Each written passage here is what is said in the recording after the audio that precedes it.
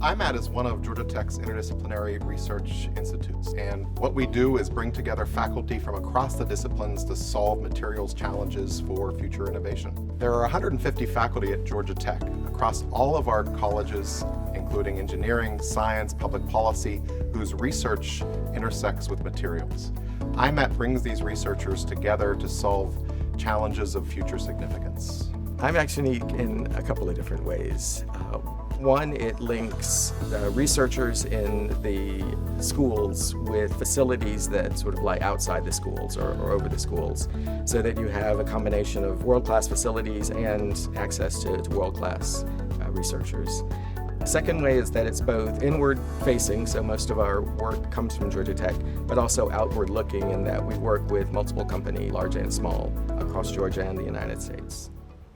I think the biggest strength of IMAT is that it brings together the materials community in Georgia Tech, all the faculty that work on some aspects of materials across two colleges, and this community creates a very strong network, not only for the faculty, but I think for the researchers, including graduate students, undergrads, research engineers, and scientists. I've been able to work with professors and students in a lot of different fields. I'm a material science student, but I've worked with people in chemical engineering, mechanical engineering, electrical engineering, all over the place. The Materials Characterization Facility in IMAT, or MCF for short, is a collection of high-end equipment such as electron microscopes, spectrometers, atomic force microscopes, and other tools to analyze materials all the way down to the atomic level. The lab's available 24/7. Generally, we have somewhere between 600 and 700 unique users a year, and those come from academia, from industry, and even some government labs. One of the main factors in me choosing Georgia Tech was having access to all of this advanced equipment that we can use to perform our research. So access to the MCF is probably the coolest part of IMAT for a graduate student in material science.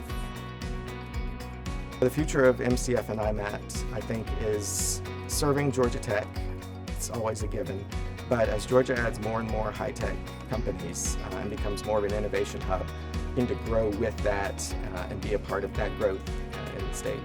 And so in order to prepare ourselves for creating the next, we really look to bring faculty together, and I think that's a unique aspect of what Georgia Tech and the Institute for Materials is doing.